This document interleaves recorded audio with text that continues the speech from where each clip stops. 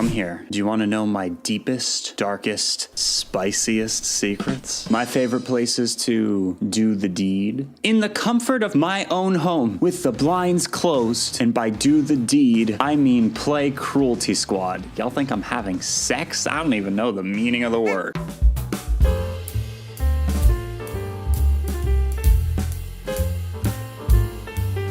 Hello everyone, my name is Daniel, and today we're going to be taking a look at a side of the internet that has a bad reputation and asking ourselves, does it deserve it? My video on Book Talk did really well, and this is a similar area that's quite spicy, and where a lot of the commentary people who have covered it so far kind of just shame people without nuance. And here on my channel, we don't do that. We shame people with nuance. And there's a lot of nuance to being a freak. I've spent much of my adult life cultivating my freakish abilities. And while Book Talk was and is especially egregious, because the smut romanticizing abusive relationships masqueraded as young adult fiction or was being marketed directly to children, most of the stuff other creators make fun of in this niche is just adults making adult content to be consumed by other adults. Let's see if we can't also learn, grow, and gain some knowledge together. After all, we're all adults here. Best places to have public sex without getting caught. That's a thing, right? Being an exhibitionist. It's kind of funny since I'm planning on defending a lot of elements of these types of videos, but one of the things that I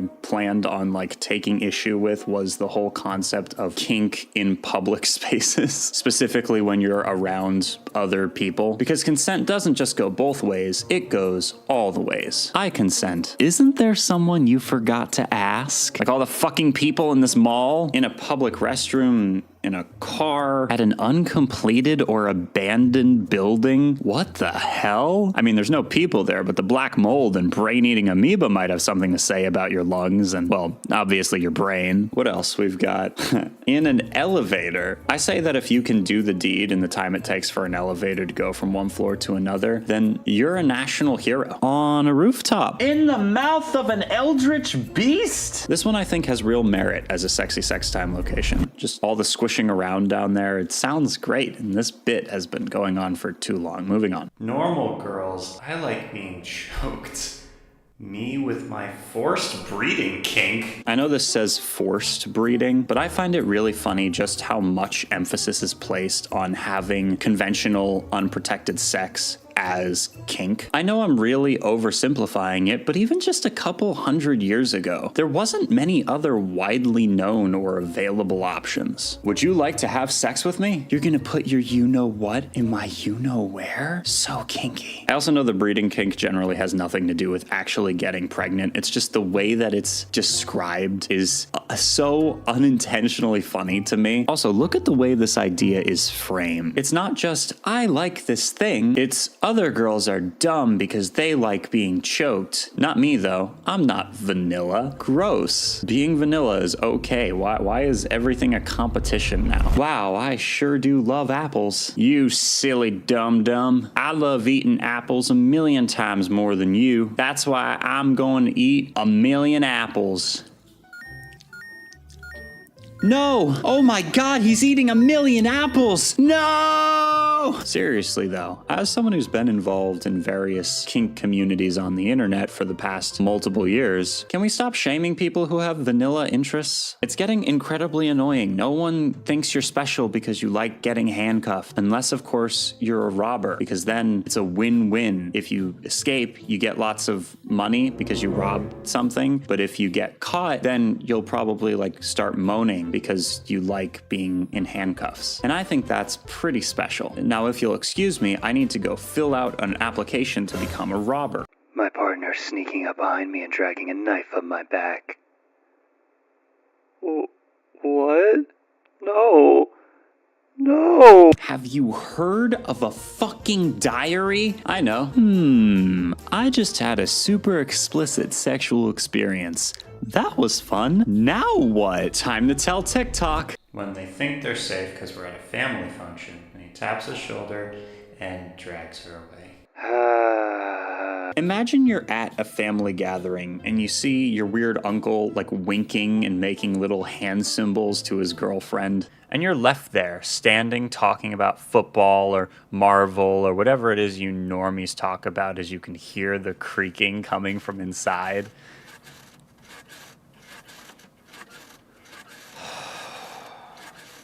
I'm sure that's just an animal. What is the cause of your kinks? This should be interesting. It's curiosity? No, it's trauma. Okay.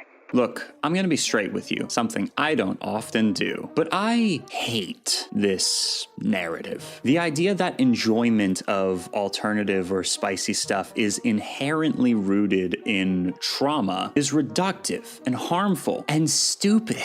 Maybe I just want to be electrocuted or tied up and kidnapped or slowly digested alive inside of the Sarlacc monster from Star Wars. That doesn't mean I have a tragic backstory. I mean, I do, but that's purely anecdotal.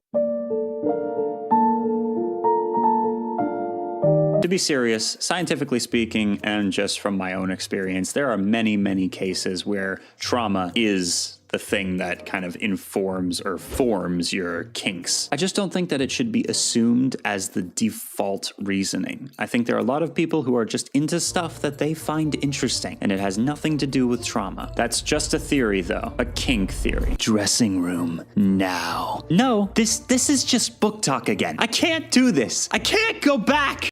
Hey, Mommy, can you pass me the salt, please? Here you go. Here you go, baby.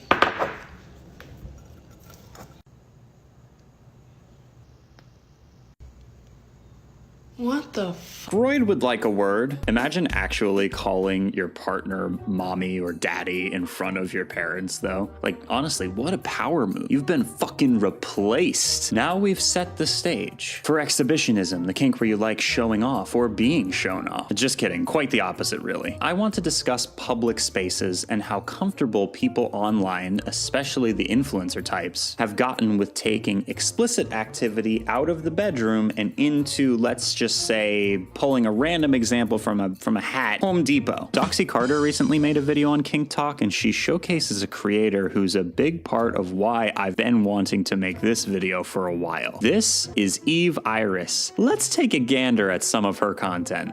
I'm sorry, say that again. So it's Valentine's Day. I'm looking for a housewife in the kitchen section. Do you happen to know if any belong in there? I don't know, you tell me. Hold the camera. Okay, that's my neck. Oh. Okay, not even going to comment on the looking for a housewife who belongs in the kitchen thing, but then he grabs her neck and I'm just left here thinking, why? Why are we doing this? In the store that looks like Home Depot, and just because it has home in the name doesn't mean you can fuck in the beds. So I was actually thinking about... About what, princess? Well, now I can't think. Oh no.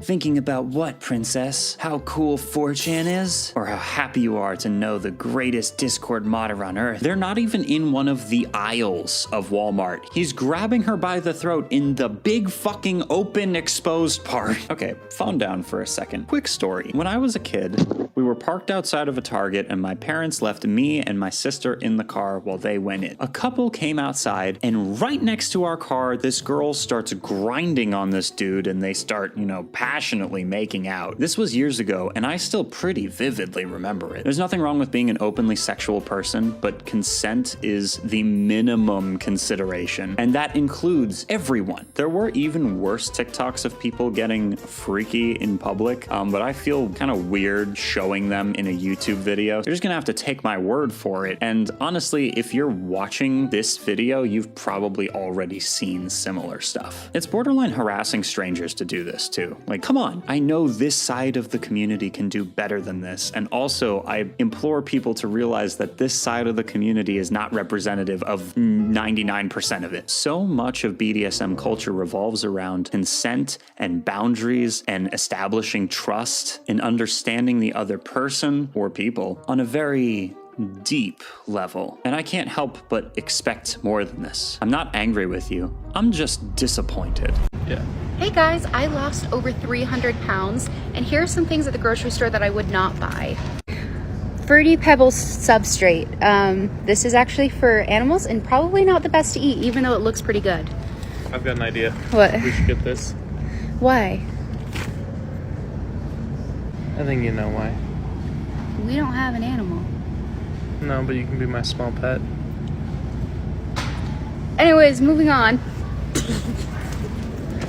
Why does she specifically have to be a small pet? Also, does she need help? Like, seriously, she looks almost vaguely uncomfortable in this video. And then when he points at her and starts like advancing on her with his hand to do that thing again, and she's like backing away. I don't know if it made her uncomfortable, but it made me uncomfortable watching it. And they're just publicly in the aisles of a store, and I need eye bleach. I can't believe I snuck my fun stick through security. I honestly have no idea how you accomplish that either. The last time I tried to ride on a plane, they practically groped me trying to pat me down to find bombs or whatever. I just have to get it out of my purse and take off. Imagine a dude getting on a plane and just whipping his dick out and jacking off in front of everyone.